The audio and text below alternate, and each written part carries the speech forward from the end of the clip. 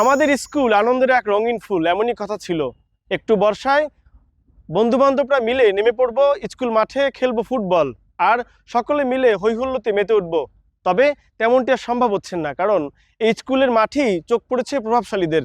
তাই তো বিদ্যালয় মাঠে আমন ধানের বীজতলা তৈরি করা হয়েছে, যেটি নিয়ে রীতিমতন আলোচনা সমালোচনার ঝড় বইলেও যারা এটি করেছেন তাদের কাছে এটি কোনো আলোচনার বিষয় নয়। তবে আমরা খোঁজ নিয়ে দেখেছি পটুয়াখালীতে অন্ততপক্ষে অর্ধ ডজন স্কুল এবং কলেজের শিক্ষা প্রতিষ্ঠানের মাঠে এমন বীজতলা তৈরি করা হয়েছে, যেটি শিক্ষক এবং শিক্ষার্থীরা মিশ্র প্রতিক্রিয়া ব্যক্ত করলেও বিদ্যালয় ম্যানেজিং কমিটি কিংবা সংশ্লিষ্টরা এটিকে ভ্রুক্ষেপ করছেন না।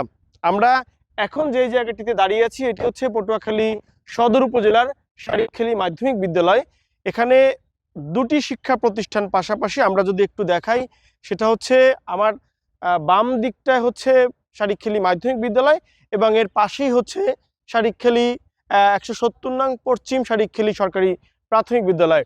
দুটি বিদ্যালয় পাশাপাশি থাকার পরও ছোট এই মাঠেই কিন্তু আমন ধানের আবাদ করা হয়েছে, আমন ধানের বীজতলা তৈরি করা হয়েছে।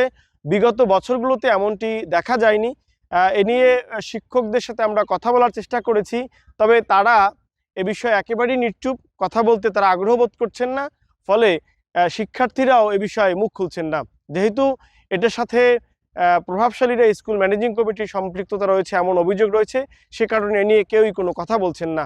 তবে সরকারের সংশ্লিষ্ট বিভাগগুলো এ বিষয়ে এখনই প্রয়োজনীয় পদক্ষেপ গ্রহণ করবে, এমনটাই প্রত্যাশা সবার।